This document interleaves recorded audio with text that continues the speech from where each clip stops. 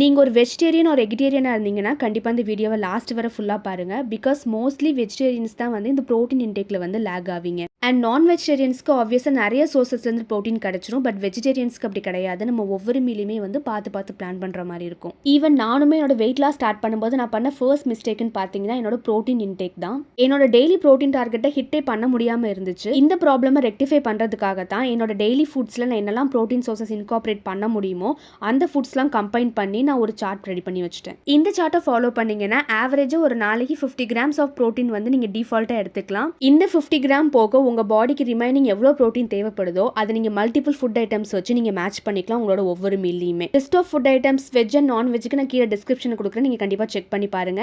And நான் follow பண்ணிட்டு இருக்க ஃபுட் சார்ட் என்னன்னு நீங்க தெரிஞ்சுக்கணும்னா கீழே புரோட்டீன் கமெண்ட் பண்ணுங்க, நான் உங்களுக்கு சென்ட் பண்றேன். நான் லாஸ்ட் வீக் வாங்கின கிராசரி லிஸ்ட் வச்சு என்னோட வீக்லி டயட் பிளான் நான் எப்படி ரெடி பண்ணேங்கிற இன்ஃபர்மேஷன் நெக்ஸ்ட் வீடியோல ஷேர் பண்றேன். மறக்காம ஃபாலோ பண்ணிக்கோங்க.